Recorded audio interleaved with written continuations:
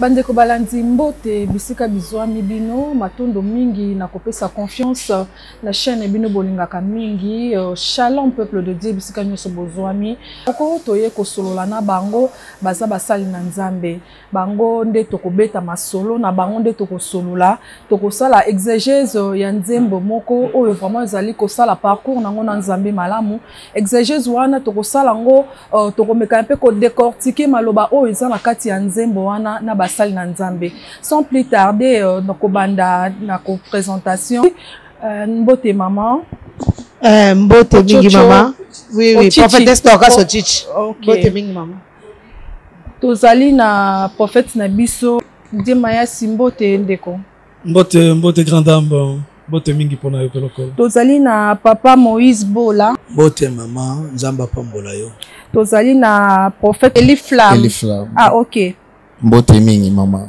Nzamba pambola tozali na exégèse tout tokomeka mpe ko décortiquer nzembo ya sœur na biso na kombo ya la femme Tamar oyo azali vraiment ko sala parcours na yena Nzambe ka ndenge na lobaki très bien Nzambe vraiment azali ko tia loboko yango to sala ki to lingaki lelo na basali na Nzambe ya province ya Congo central na bandeko basali na Nzambe mususu ba oti Kinshasa ba to komeka mpe ko sala analyse sur nzembo oyo pe ko meka mpe ko kotisa lisusu bana na Nzambe na kati ya profondeur ya nzembo oyo pourquoi kaka nzembo oyo esali vraiment ba mai ebele esali vraiment ba analyse na lolenge nango ya ebele batu mususu ba moni yango ezali nzembo moko ezali fondé te ezali na inspiration te mais na nzela basel na Nzambe otoza na bango to meka mpe ko sala lokola mingi pe baza ba prophète na nzela ya prophétie na nzela ainsi dit l'Éternel nini oyo Nzambe vraiment akoki koloba ya biso maman to yambi yo na kati ya mibali ebele na ebite soki vraiment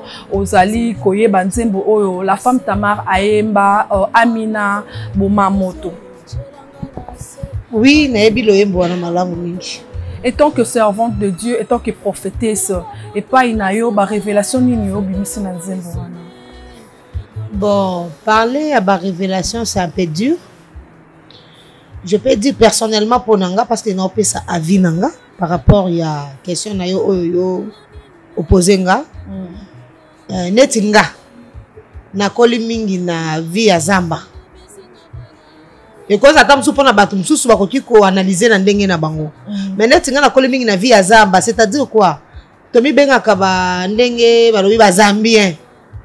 Donc biso to wana ba manière na biso to adora Nzambe na Zamba. Parce que biso na Zamba to tchaka baflete, biso na Zamba to tchaka musique te, biso na baflete to salela kamunda na maboko na Zamba.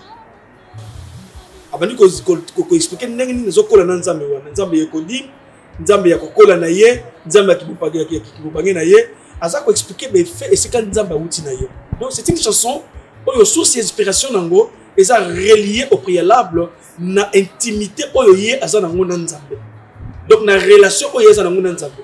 Et je tiens aussi à dire une chose qui est vraie. Vous allez remarquer que femme Tamar a son complément Amine. On va dire quand on parle de Amina, c'est dit au féminin. Parce que Dieu n'est pas seulement papa. Dieu est aussi maman. Vous voyez? La façon dont on dialogue avec un père. Mais n'habitez les Cameroun dans le balabino ko choqué bino ils ont un catcheur mort na Lubumbashi. Azaki soki azoi a mati na nyalinga abunda. Moi c'est na ekombone zaki Amina. Do yende mutu azali mukolo nzembo. Alobi ke abanda ko benga mwasi na ye na kombo Amina na ebike ko choquer bino mais biso tozozongo na contexte ya ndengo lobi ke Nzambe aza féminin aza maman mais ndenge nini bato mokili balobi kache wana lobi ke za nzembo na ye abanda ko invoquer mwasi na ye ya mais la femme Tamar abe asali yango na bonzambe ozomona te ke tozona na internet ça va baisser hein. C'est-à-dire alinga tirer moi loyalu nzembo o ba komisili tata déjà comme comme ça dit donc comme les liés to bela desaye peut-être que non mais la die comme na die to bela kaita nzamba mbolo frère c'est que ça kuna comprendre que komisa nzambe luka mina solo wale za mina lukuta luka mina solo amina solo to kangi parenthèse wana na ebite si ça idée na yo merci idée na ngasa like koloba Quand la femme Tamar parle d'Amina, il est en train de dialoguer avec un Dieu. Pas un Dieu comme un père, un Dieu comme une mère. Il y a une douleur et enfantement. Il y a une douleur nime. Vous avez remarqué même la façon dont je m'adresse avec mon père, ça s'est dû faire carrément avec la façon dont je traite avec ma maman. Dès que son père, respect dans papa, ils allaient maman. Il dit que tu manques à maman, respect. Et sa façon, oh, maman, ça canne. Parce que plusieurs, maman n'est carabisson de papa. Vous allez voir, vous allez comprendre ça. Donc, vous remarquez que tout ça, il n'a pas papa. Papa, ça a le cas Goliath. Mais maman, ça a la façon de carabisson. Donc, femme Tamar, tant que Amina, Amina temporisé, Amina boma moto. Pour la femme Tamar, elle se comprend l'intimité comme Dieu mère, pas comme Dieu père. Donc, elle se exprimer sentiment. Elle se permettre aussi que la classe nion va se retrouver. Parce que Dieu ne passe pas pour les gens cravatés, Dieu aussi pour les chèques. Les chèques, c'est leur langage. C'est-à-dire, d'abord, la femme Tamar, c'est une femme de prière. Et elle est aussi instruite. Donc, même si de par sa façon de parler, elle ne peut pas se moquer de Dieu. Parce que c'est une chrétienne. Donc, on devait d'abord comprendre. Est-ce qu'une chrétienne peut se moquer de Dieu? Au lieu de place, peut-être que qu'est-ce qu'il veut nous enseigner? Les gens ne savent pas poser cette question. Il y a un autre sangani, une opportunité auto-expliquer aux gens pourquoi la femme Tamar a employé des histoires pareilles dans le Yémen. Donc Dieu est tellement d'accord, il est tellement joyeux. Merci beaucoup, l'homme de Dieu. Donc, Tokende, Kopé sa micro pas ya prophète Azapembe Nayo, Amekape Kopé sa biso sous explication selon Nzembo ya Amina, Amina ya ba genou na ngai, Amina ya temporisé, Amina tchelanga na se, omuna teza moi ba langage moko un peu vulgaire, un peu terre à terre. Merci maman, c'est le prophète Moïse Bola. Nasepeli pour la question de Tunibiso par rapport à Nzembo Ezo Simba Mokili Oyo. Naoki Ozo Lobela Makamba Bariguer, Olobeli temporisé, Olobi Tielanga Nase, Obosani Pe Amina Oyo Petit Nayo. Je crois que la Bible nous parle dans le livre des Romains, chapitre 8, verset je crois 28. Et l'apôtre Paul est en train de dire que ce qu'il a appelé, il les a aussi justifiés. Okay. Ce qu'il a justifié, il les a aussi appelés. Afin d'être semblable à l'image de son fils qui est le premier né d'entre tous le frère. Or, Christ est le premier né. Or, dans une famille, autant non chrétien, il y a le premier né, il y a aussi le dernier. Alors, lui, il se met maintenant à la dernière place pour le bac Amina au petit naïo. Assez comprendre que ceux qui sont Moutaliboso, il y aura aussi des dernières personnes au Marozala. Simplement dire qu'il y a un Yesu, dans un Lekinayo. Qu'on traite dans la barrière. Dans une famille, comme dans la Bible, et selon les Hébreux, alors bien que héritage est égal à Yaya Liboso, et puis Yaya Zouaka a partagé dans Baleki. Ceux qui partent dans la 10 maisons, Yaya a 5 maisons. Vous comprenez? Et 5 maisons étikali va partager ce qu'on a nombre au Bobotami selon l'ordre de la naissance Nabino.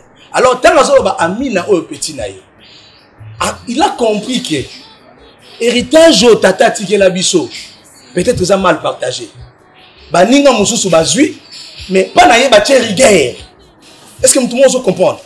Pas naïe bache rigueur, c'est pourquoi Ebi Amina rigueur est zalate. Parce que ce qu'on peut si ba owana. Par héritage, c'est pourquoi il dit au Amina que petit il faut temporiser parce que à des fois nous avons manière c'est pourquoi ceci a temporisé. C'est clairement pour la que Amina Nzambe yaba kodim. Amina Nzambe oyakala, c'est-à-dire biso nyo surtout nous tous les chrétiens, nous venons quelque part. Tous na bisika autobimela. Maman, pourquoi ça n'a été tant vous allez comme moi na moké, on est quand na bekodim. Alors Nzambe azwa biso quelque part. Nzambe wana tokota ne pe na bazam. Ndenge maman prophétesse a outé ko loba. C'est-à-dire que muto aza muto aleka na Nzambe aza na inspiration. Prenons le cas ya Anne. Anne abandé ko double ponction ya Penina. Il y a Elkana. Penina ndo zo ponction moko. Mais eloko ebandé ko kanga Anne, ezaki likambo moko. Pourquoi? Parce que Anne ne donnait pas les enfants et Penina abota ki ba nebele. Et rigueur ya Amina ezalaki nini? Parce que Anne a encore sa naissance. C'est pourquoi mon colo Anne a qui na temple Paul et le Nzambe. Même les sacrificateurs Eli qui étaient là, à comprendre qu'il souci à mon thème, il y a Anate. Jusqu'à ce que Anna Zanina Maloba Koloba, a commis Gosani. Dans cette époque, ce qu'il est l'autre, à l'encre. Parce qu'elle faisait que remis sa l'œuvre. Pourquoi en école, même le prophète qui était là, à quoi comprendre était. À des fois, tant que le langage nous a aussi pas un Zambie. Il y a non à exagérer. Comment à niveau Amina Tchana c'est petit na yo. Aïe makamo zo sola na Zambie. Merci beaucoup. Vraiment. C'est alors qu'on comprendre na histoire, na parcours. Merci beaucoup, prophète Bola. Tozonge pa ya prophète Eli Flamme. Prophète Eli Flamme, na habité oyo kinde ni tozo panza. Tango boza ko batela batpate ya batu ya Nzambe. Tango boza ko kamba batpate na Nzambe ezalaka pe tango mususu mutu mususu pa suki mutu mususu alobi Nzambe na rosala lisusu te na rosala elo lisusu te Nzambe na komi na suka ba pasi eleki. Est-ce que Nzembo oyo pe koki pe ko ya ko apporter pe un plus na vie ya mutu wana? Oui, parce que Nzembo oyo eza lokola Bible etombisami na ba diamant na ba pierre précieuse etombisami na ba or biloko ebele eza na kati ya Bible. Eza Nzembo moko oyo eza na richesse ebele. Nzembo wana eza na ba forme ebele. Maman femme Tamar, c'est une femme oyo aza mwasi ya losambo. Tant na yoki Nzembo wana personnellement pasteur Eli nakoki koloba lelo na ville ya Matadi, c'était une rencontre divine. C'est-à-dire pour un groupe ya bateau musupe bazo comprendre na Nzembo te ba mususu bazo zwango na ba forme na bango ba mususu bazo zwango selon ba pensée na bango. Peut-être biso pe to kanisa ki yango na ndenge mususu mais tant to fandi totali to zwi Nzembo wana to bandi ko décortiquer yango nyonso mobimba o comprendre que il y a beaucoup de richesses na kati ya chanson wana. Azolo balobi Nzambe ya luzizi la ya badara ya mangengenge. Ba pasteur kinois ba chrétien nyonso baza na kini baebi badara, baebi mangengenge, baebi luzizi la. Eza ba lié au batu bakinda kuluka Nzambe. Auti na Nzambe musika lokola pende komoko sa yimba Nzembo wana. Alobi ke no ayimba Nzembo na alobi ke to uta na ye musika, to leka na ye bouye, to kinda na ye bouye. Donc mutu na mu fête didiété, les expériences ya pasteur Moïse et sa expérience ya prophétesse Dorcas. Mutu na mutazana ndenge Nzambe azotambula na ye, ndenge l'homme de Dieu otoloba par rapport ya Anne. Anne tango azo ki na temple, azo remis ba lèvres, azo semble la même sacrificateur alabi mais moi sur lekisana no masango, mais masangami même prophète à comprendre que douleur ezaki tellement profond na kata mutema ya an yango bande ko tindika e asa il y a des prières o ekotindika muta sala a inaugurer même na kata temple ils ont pas prier musu muta ko sala par rapport ya douleur o esa profond na kata mutema mutu. Donc so totali maman femme Tama azana ba inspiration ebele et beaucoup de gens baza ko se retrouver par rapport ya Nzembo o ezana ba richesse ebele. Merci beaucoup, prophète Eli. Tu reçois pas Maman Dorcas. Maman Dorcas, tu reçois la non vraiment mingi parce que maman de mutoa Nzembo, maman de muta simba randako, ma babi que la femme sage bâtit sa maison, l'essentiel à bungsa ango na ba propre menae. Et tant que femme tant aux na femme Tamar. Na ba maman o baleki na ba maman o bazali ozomona te aza ko incarner Marie Nisamu o azala ki mal compris na banzembo na ye na babiemo na ye na koloba na ye na entourage na ye ozomona te que femme Tamar azoya na vawana o ekosala que toi mususu pe bato mususu bacha à cause kondima na ye en doute. Oui, na yo ki question na yo mais na ngana sembolelo ko moko mokie otunaki prophète Maya si concernant quartier rôle obiki wa ko mbele Amina na ngina éclaircir opinion nyoso lelo soto comment komi benga ba Zambia eza grâce à femme Tamar ye mutaya na kombo wana ba Zambia to bandoke les zamba ko sambela to bando ye bangote et na ngina éclaircir batu nyoso c'est pas la femme Tamar qui a composé Amina. Amina eza ya lelote. Mais la femme Tamar a chanté Amina par sa version. Vous comprenez? Tant on a nous katiara là, tant on a nous katiara te Amina banade a royemba. Donc muto aza Zambia a comprendre que Amina eza ya kala. Papa la mission général son gafta biso tant on que na Zamba, on chantait déjà Amina. Donc c'est-à-dire la femme Tamar a chanté Amina par sa version. C'est-à-dire biso ba Zambia to yembela Nzambe na ba version na biso to ça ba prière na version ya mutu. Donc pendant que le bakelo ko katiara na lobia nous a faux. Amina n'a rien à voir na makamwa sinae. Tokangi parenthèse wana. OK. Nazongi na mutuna otuni ngai. Alobi femme Tamar. Azoya lokola sœur Marie Misamu. Elle était mal compris. Servante de Dieu. Entourage nae. Mingi mingi ba musicien mokili mingi mingi nani. Koyemba sœur Marie Misamu. C'était différente na ba sœur Mosusu oyo baza koyemba sikone ta ba sœur Lombo. Marie Misamu, elle était un peu chaude. La servante Tamar, elle est chaude. Nanzembo na surtout Amina. Donc ezako mema même lignée net ya ba sœur Marie Misamu. C'est pour cela ma question est celle-ci que ozomona que quelque part à cause la paix un peu éloigné na basel Nzambe mususu concernant Nzembo oyo. Bon, à quoi qu'il y a cause éloigné na basel Nzambe ça n'a rien à voir. Soit approche Nzambe, c'est pas un problème. On sert Dieu, on sert pas les autres. Il y a des choses qui mal compris. Lobby na robe samutu moko na lobby pour oser la mosala nzamba solo. Soko tali même dans l'ancien temps. Je mis ça même sur internet. Tous les hommes de Dieu, tous les hommes forts de l'ancien temps étaient comme des psychopathes devant les gens. Donc parce qu'ils faisaient des choses au contraire. Yo zomo na Abraham, est-ce que mutoza normal maman akoki ko zomo na nek to tumembe. So muto sto yo kineti na batana biso fuko ngo ba chono hôpital. Babite muto na ye. Les hommes forts, spirituels de la Bible, ils étaient comme des psychopathes. Donc, ils faisaient des choses à contre-courant. Donc, ils n'étaient pas compris. C'est-à-dire quoi? Pour la femme Tamar, pour moi, je vais l'encourager de garder cette relation avec Dieu que de garder la relation avec les hommes. Parce qu'être avec les hommes de Dieu, ça t'amènera pas au ciel. Mais obéir à Dieu, rester avec une relation avec Dieu, oh Sengeli, de elo kwa motuya oyo, mo Christ nyonso, il faut encourager ceux qui oye azo sala. Ils ont l'inspiration d'Amba Pessie. Go, elle te pousser le besoin qu'elle. Aza na relation, madame Nzambe, ba ba robo ya parce qu'il va ngi ko sala jugement. État libango, ça n'a rien à voir na relation na yé. Dans le ministère na Nzambe. Donc c'est tout ce que je peux dire. Merci beaucoup Maman Dorcas.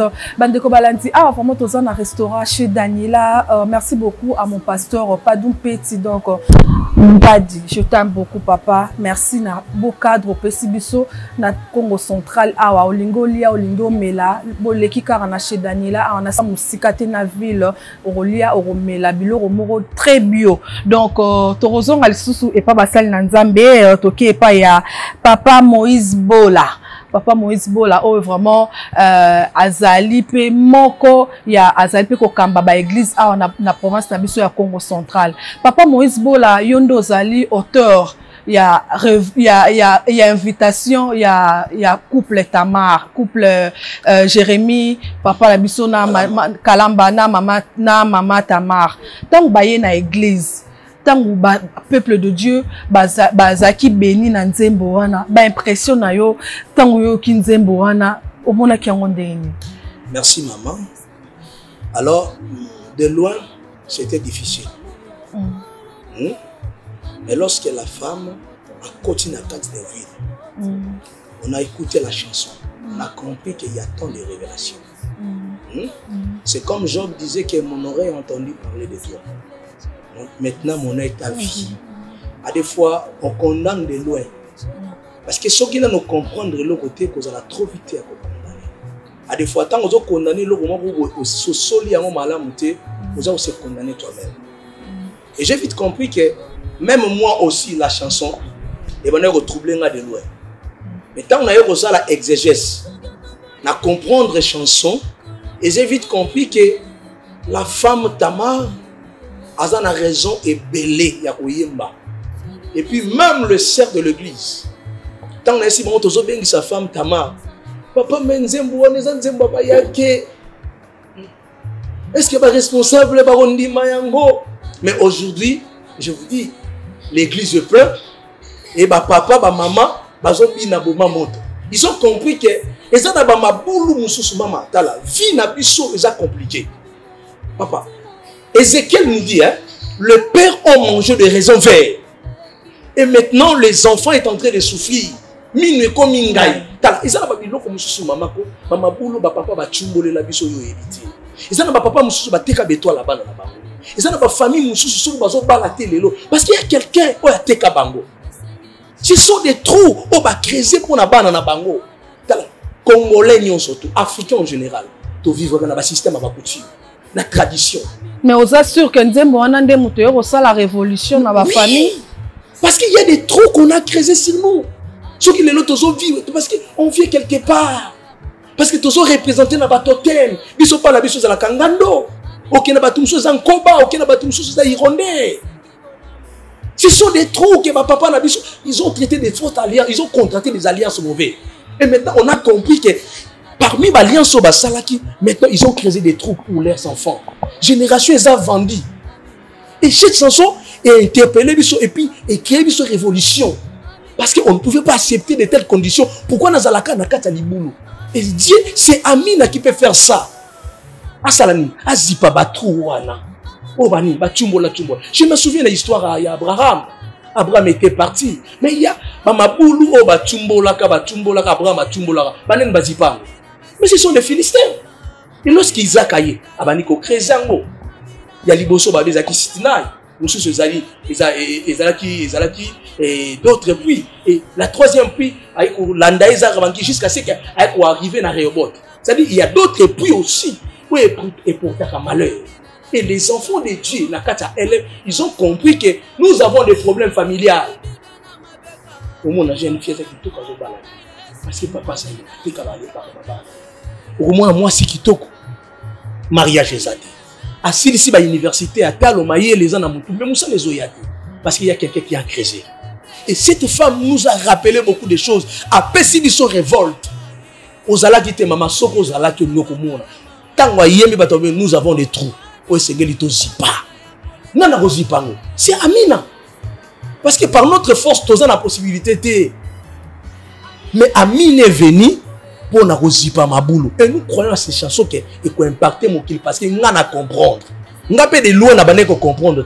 Lorsque j'ai écouté, Nabi, non, cette femme a raison. Parce qu'il y a des trous et c'est un peu zipa maman. Ma koutala, ceux qui m'ont dit landabiso, azoko téléméla mzembo avant d'akat naïe. Amitala très bien. Bisika bimela, la famille naïe. A comment il y a des trous et c'est la zipa. Merci beaucoup, Papa Moïse Bola. Toké pa ya Papa Didier Mayasi. Papa Didier Mayasi, yo bouti Kinshasa kuna. Yo ndo mona kitangu Amina ebimi. Yo mona kitangu en pleurs. Tangu batonyo sobaza koyoka. Tangu batonyo sobaza ko tchaba commentaire sur Nzembo ango. Tangu batonyo sobaza ko boya. Tangu batonyo sobaza ko tchaba doute na Nzembo ango. Expliquer biso nanu. Basali na Nzambe, na bana Nzambe te, bazozwa Nzemba ngondenge ni na Kinshasa kuna parce que biso toza la province à Congo central, on ne sait pas. Mais bino bat bozo vivre kuna, na yebika roloba malamu parce que tozo lobela la femme Tamar, mais yebisa biso nanu ezaki na ondenge ni. Merci pour mutuna kitoko yo. Il est vrai certes que zaki facilité par rapport à la logique il y a bateau. La Bible dit ne soyez pas sages à vos propres yeux. Parce que la gloire de Dieu, c'est de cacher les choses, mais la gloire du roi, c'est de sonder. Il a fallu à ce que les gens puissent sonder pour comprendre la vraie pensée. Et après avoir sondé, et permettre à ceux qui vont comprendre qu'on refusait quelque chose qui allait pour notre bien. Et donc on a fait sa canette. Mais pourquoi tu ne nous as pas servi les bons? Donc Amina, pour le moment, je ne sais pas comment l'expliquer. Parce que nous avons un fan nango, local bosso. Les enfants y a révélation la côté de la Katsoua. Na ba stati nanga, na ba publication nanga, na ba prière nanga mingi. C'est là remarquer que les gens ont compris que c'est le message qui est venu, n'est-ce pas, nous faire du bien. Donc, nous avons ce qu'on fait, nous avons un sentiment. L'onglet qui est logique, parce que tu crois être propre à toi-même, ou tu es plus sale. Voyez, alors Amina nous aide maintenant à transcender. Et c'est une prière, d'abord c'est une prière en elle-même. Ce n'est pas seulement une chanson. Amina, c'est une prière. Tu ne peux pas prier, tu commences à chanter. Mais l'Éternel t'exauce par rapport à cette chanson. Parce que c'est une prière de supplication et de rappel au Seigneur. Donc, nous avons supplié, nous avons rappelé. Seigneur, souviens-toi de là où tu m'as pris. En fait, nous avons comment comprendre ce qu'on a besoin. Donc, Mathieu, et comme il y a Luc. Vous qui n'avez pas compris, c'est le temps de comprendre. Merci beaucoup, vraiment, Papa Moïse. Papa Didier Mayasi, pardon. Donc, na sel ba kombo na binobo. Donc, bo sunganga. Amina continue déjà. Toke pas Papa Eli Flamme.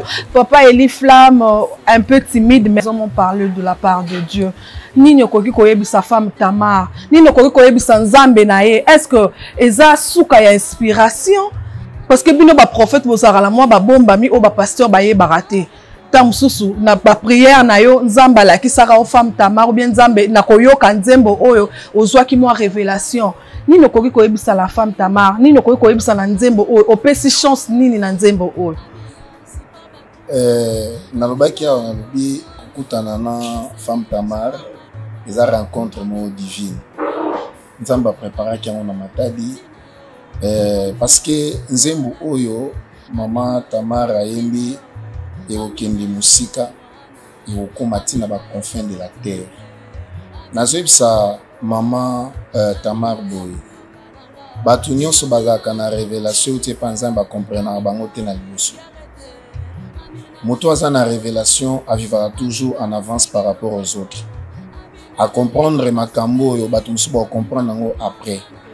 Nazoyebisa ye boye yesu mpe bakomprenaki ye te.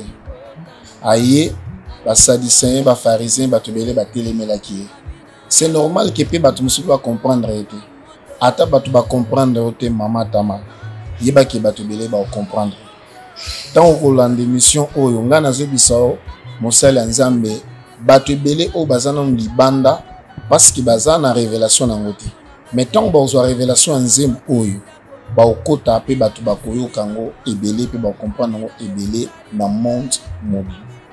Cause la décourager te soki muntu alobi ke peut-être oyembi yango bo nazomona ba star rebelle omona muso azoyemba na forme ya ba azo rapper nazoyembela ka nzambe azo rapper azoyembela nzambe bato bele baza béni parce bele na kata Kinshasa pe bazo sala ba impact bele donc yepe ayembi na forme moko oyo ke azolobela nzambe azo talisa intimité na yepe relation na ina nzambe ndenge c'est-à-dire pour na mama Tama azomona nzambe te ki aza lokola mutu moko musika pona ye aza penza mutu na ye ya ye pena ya ye kwa koso na kobeta ne intimité ensemble. Donc c'est très important mama Tama atakutu likolo yindi atakutu mabele pasuki ngana oyebisa yo ke bato ebele bakondima yango pe bato ebele si bandimi yango. Une grande partie ya bato basi bandimi nzembo ba musu bazoyimba na kata ba chambre na bango nan kutu ba moni mama Tamar te pe bazo sambela ensemble na nzembo oyo nzambe apambola mama Tamar. Merci beaucoup papa Eli Flamme torozonga et pas ya papa Didier Mayasi. Didier Mayasi na retourne aux questions oyo parce que yonde oyebi couple au malamu. Yondo vandra ba ona Kinshasa yonde vraiment olia kana bango bobeta kata msubo saka na bagondo ndenge oza komona la couple oyo qui intimité bango na nzambe bazo mema pe mokumba munene oyo nzamba pesi bango na nzela na loyembo mwasi aza koyemba mobali aza prophète tango za komona couple oyo okoki koloba nini yo yebi bango malamu koleka biso ta musuto vandi awa ozalaka na bango nini okoki koyebisa pe na nzela ya etando ike na nzambe asala nini na libota oyo parce que ezala ba ame belé za sauvé bato belé bazaki décourager mais na likoloka ya nzembo moko ta mususu phrase moko oh mama Tamar ayembi et résoudre solution à moto moko azalaki quelque part. Merci maman journaliste. Surtout dans le bélo, il y a une phrase moko oyembi ko sa moto moko. Il y a juste un mot que femme Tamar a employé. Alobi soko pesinga banae ekolongolo nini e. Ekolongolo nini aya. Il y avait une femme stérile qui était à mes côtés. quand tu l'as entendu cette chanson-là, cette expression, si tu n'as pas épargné ton fils unique Jésus-Christ, tu l'as permis à ce qu'il meure pour moi et pour me donner un enfant, ça va te coûter quoi? Surtout moi, sacrifié pour écoutez combien. Cette femme était super, n'est-ce pas, joyeuse. À côté de la paix, je crois que Dieu peut aussi me donner un enfant. Mais prophète, ils ont quand même Bible que ils ont abassé mon sous Nzambe et mon corps rendu stérile. Non, là c'est un autre sujet. Dieu les a rendus stériles pour manifester sa gloire. C'est un autre sujet. C'est toi qui es de cas, je suis dans le contexte mon corps. Effectivement, nous sommes ramenés. Parce que mon tour, on dit que est stérile. Arrête stérile pour ne pas passer c'est où. Il y en a Anne. Elle est autrefois stérile. Maintenant, la petite mission Samuel les a venus à Moïse. Ils ont englouti tous les bandes appelés de Pharaon. Pourquoi on est pour s'intéresser à qui ça? Alors, tu parlais qu'une expression. Et même si tu vis. Parce que quelqu'un qui perdait déjà la vie. Pourquoi? Parce que Abali a son potaté. Mais Malobaka wana femme tamara lobi qui sont une maison peut singa bana et golongolo ni. Surtout épargner qui est souté. Au numéro sur quoi pour n'avoir moins. Alors, je fais conseil à ce couple. Bakolanda ngai na etando ineno yo. OK. Na solo baboy. Nzambe azomema couple kalama na dimension élevée. Mais une chose qui est vraie, le diable ne nous tente pas, tente de ramasser. Le diable vient plus nous tenter lorsqu'on arrive sur la montagne. Ça, c'est la vie de Jésus. Il a jeûné pendant 40 ans, on le connaissait. Après baptême, il a tenté été. Je vous dis, femme Tamar, couple Kalama. Donc, comment on va proposition à votre belé, mais retiens ces conseils que je vous donne. Bon, céder n'a pas caprice, il y a pas tentation, on a été. Toi, la proposition à tout. Au bout d'un temps, c'est qu'à la maternelle, Satan a quitté. La primaire, il a été à l'université. T'as la besoin de Satan. Jamais comme on a proposé la maternelle, jamais la primaire, à l'université, je te propose ça. Je vous fais conseil tant que votre frère. Garde ces conseils. Bon, céder n'a pas capricité. Dieu va vous amener à la hauteur des choses. Quand un prophète Élie Flemme à l'obiao, Nzambazo mema bino na dimension mususu. Nenge mo sakolo tcha lobi. Nenge prophète Moïse bola lobi, Nzambazo couple kalama na dimension élevée. Femme Tamar, le succès déjà aux arènes dans la chambre na yo. Et tu regardes accomplissement. Tu sais comment on partage et comment on vit. Tu aimes Dieu. Au préalable, avant que tu sois chantre, tu es ministre de Dieu. Faut pas oublier ça. Donc tu chantes dans le ministère. Tu ne chantes pas en dehors du ministère. Que Dieu vous patafiole. Merci. Merci beaucoup. To kende pa Papa Moïse Bola.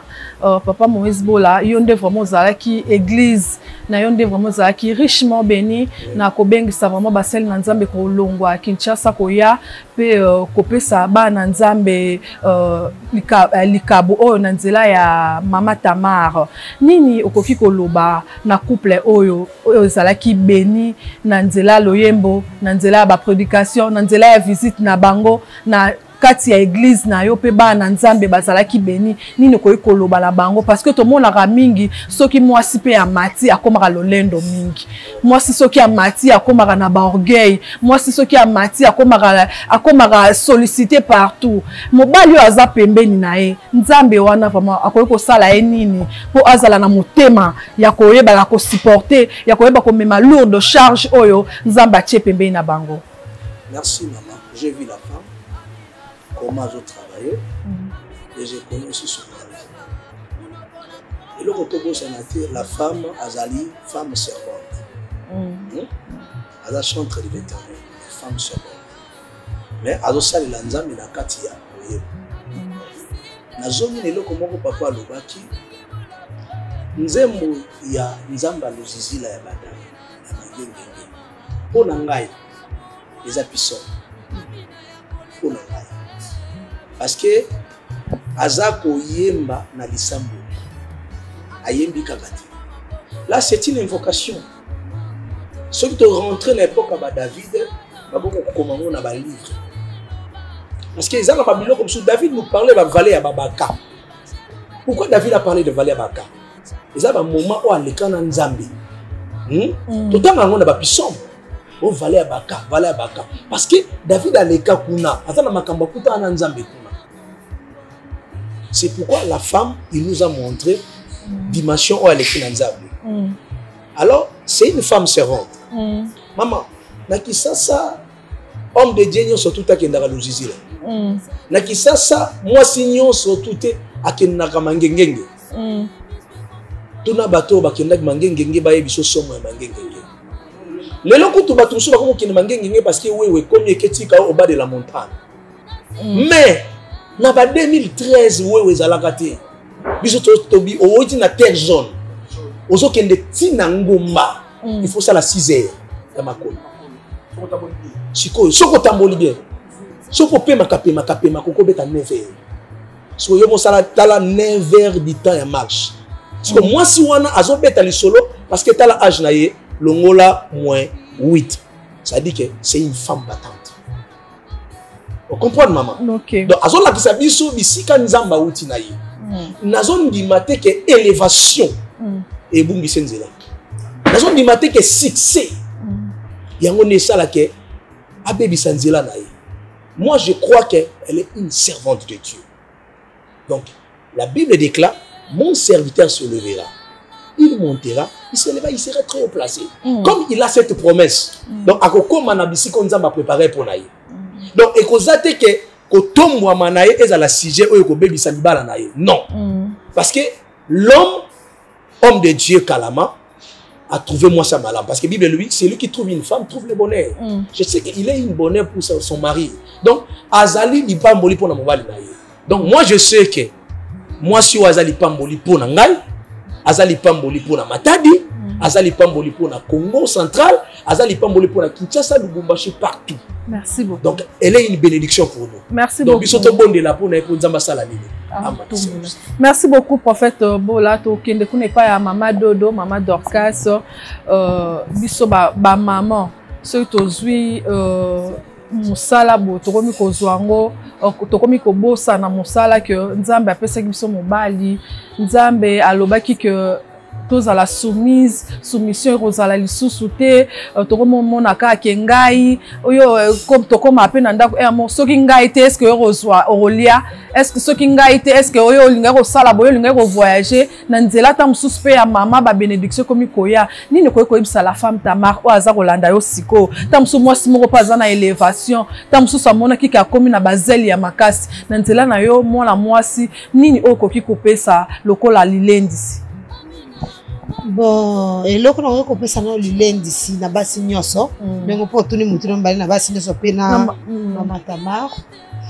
Moi si akelama po azala lisungi pe lipamboli pona mobali. Mobali nyoso oyo nzambe apesa ye mwasi ya malamu ona nozolanda nga partout ozana mokili. Yeba ke na nzela mwasi na yo okoki kozwa likabo oyo okoki kosungo pe tomboli. Parce que mibali musu bazaka soki mwasi abandi kobima abandi konyata ye ye alingi kaka ye nakoloba na mama moko na mokili oyo azokolanda nga likabo nzambe apesi yo to lipamboli nzambe apesi yo to élévation eza mpo otomwama yo moko te meza osimama na mobali no nzela moko botomwama yango okoki koampeshe yo ozala soumise te yango okoki koampeshe yo ozala une bonne femme na kati ya libala na yo te. Bisiko ozali soko komi na niveau wana mikitisa lela mawana nzambe na kati ya vie na yo parce que mwasi oyo aza soumise aza na komikitisa te aza na posa délivrance na vie na ye. Eloko na koloba na femme Tamar c'est une femme spirituelle aza na bonzambe aza na mafuta aza na Christ aza na mafuta eza fraîche. Soki nzamba atiaki yo pembeni ya prophète Kalama oyokanga très bien maman c'est parce que nzamba yebaki ke likabo na yo ekomemelo moko na ministère ya mobali na yo kaka zala kaka ndenge ozalaka humilité zala kaka ndenge ozalaka bonzambe ezo continuer et puis eloko nalingaka mingi epa na yo omoni mpo oyeba mwasi amikitisaka mobali ne mutu amanajaka makambo na ye nyonso to akochaka makambo na ye nyonso to. Et cette femme-là, elle ira plus loin parce que mobali ne mutu aza convertir pour na ye. Donc tikala kaka bongo ezala te ke biloko nzamba zolinga sala na yo et comme que comme mona ba vision mususu o même ba tout mususu. Je sais que tu n'es pas comme ça parce que tu es une femme de prière. Tu as le Saint-Esprit et tu marches selon le Saint-Esprit continuer toujours kozala bongo. Et puis je vais encourager au prophète Kalama, Nzamba Pambolo Makasi. Il y a peu des hommes qui comprennent que je dois investir dans le ministère que Dieu a donné à ma femme. Je dois investir sur le don que Dieu a donné à ma femme. Et ça, si belé na se amoyo, ça la coiffure qui tout comme ça coiffeuse. Mais mon bas dans un bon moment, moi ça c'est un salon de coiffure té, dans un matériel té. Tu sais pourquoi? Parce que mon bas la comprendre dans noter que musalo moi c'est azo sala et tu comme melo comme koboui. Mon bas la lingi moko abri, mais mali susu, maman na biso Tamar musika, faut comme susu bondela nzambe pona ye, manager li susu, grâce na yope, malgré nzamba azali, après c'est grâce, mais grâce na yo prophète Kalama, ne lelo batu ba comprendre que na kati ya mama Tamar, les anelo komoko. Continue ko sala musala na yo, nzambe ko récompenser yo. Merci Mingi Bandeko Balandi na que bozo telanga partout dans le monde boza vraiment branché scotché na ba poste téléviseur na bino kolanda émission oyo vraiment ezalaki mingi sur Nzembo oyo Amina oyo yemba mina servante de Dieu femme Tamar oyo azali mwasi ya prophète Jérémie Kalama to yambaki basel na Nzambe on a province à Congo central to zalaki na mama Dorcas to zalaki na papa Moïse Bola, tozaki na papa Didier Mayasi, tozaki na papa Eli Flamme. Merci na cadre kitoko oyo nazali vraiment ko CCT ko senga merci na mukolo cadre qui le mon pasteur Padoum Petit donc Padoum Petit asaleli biso beau cadre kitoko kolia komela primoko abordable na kati nango toza pe na ba servante ya kitoko na ba serveur ya kitoko oyo vraiment bako soki okoti bako yamba yo vraiment na accueil moko erozala vraiment tant donc so koti déjà aussi otondi na yo na pesi merci mingi na Divine Bwanga Élisée Tamboué Shekina Mwaka 11 maître fils Mama Esther na ya Cynthia donc on a pesi bino bambote belé merci pour l'accueil na bino je dis merci à Louison Bateko na robote la biso mwana kitoko boye na kombo ya la femme Tamar vraiment azali li pamboli pour na famille mobimba pourquoi pas pour na RDC mobimba je dis merci à mon réalisateur Okito merci na bino nyonso vraiment bozala ki branché scotché na kolanda émission oyo soki nzambe azongi te nde tokomona na mikolo ezali koya bye bye. Nzamba lusizila ya badara ya mangengenge ya lusizila ya badara ya mangengenge omelanga bamoto apelisa na vie sipelanga mabulo yo na timola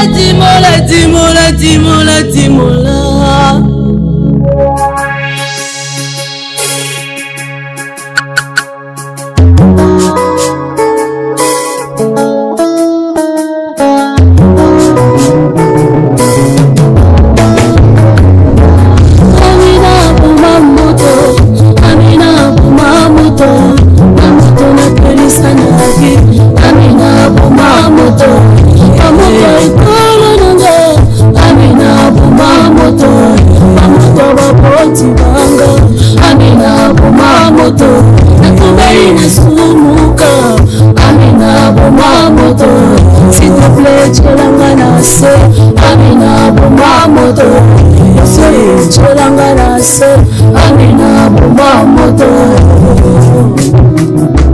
umelanga poto na gase mwana ya sakolongo lisonye ekolongolo nini ya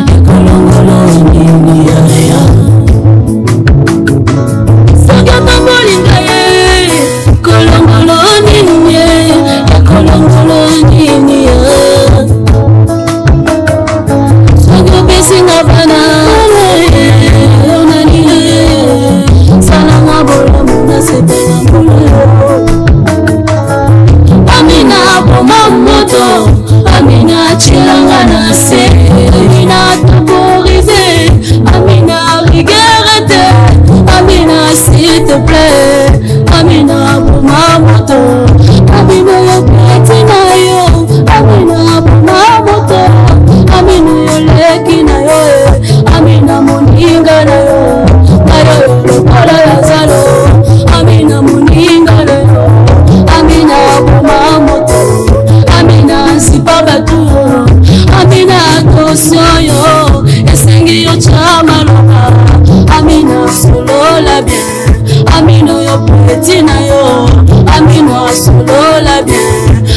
mwana yo peti na yo amina ya bomwana amina ya kotime amina ya kokola amina ya bobakalanga amina takurise amina rigerete amina nasengi bolamu amina nasengi loboko amina nalivwa basouvenir amina kopensa nanga te amina bapoti nanga amina libota nanga amina amina ye amina amina bomba moto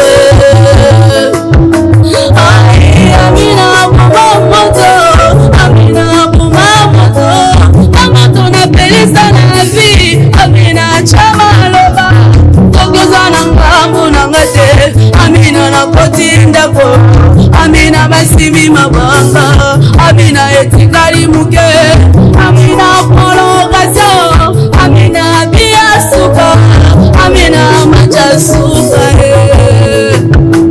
akatalidabila koti ndako amina amina amina latukakayo amina sokonere amina na biga na mabeka unakona kombo na yesu amina sokonere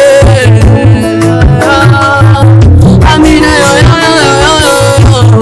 amina amina sitebe amina nasengi malobwe amina nangai amina nsamba kalama amina ya bomwana amina ya kolekaleka amina silangana sana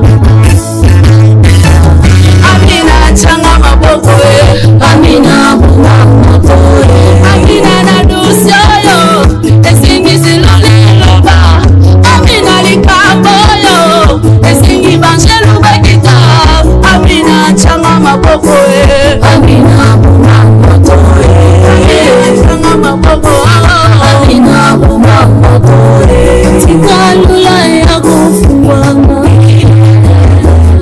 tikalula ya kufungwama molamula yesu ezali molele makambo ya molimo ezali sekite atala soyi misbe kofungwama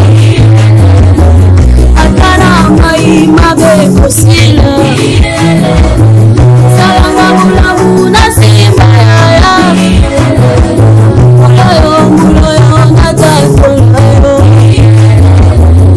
nzamba pomoi nzamba banzambia nzamba pomoi nzamba badefi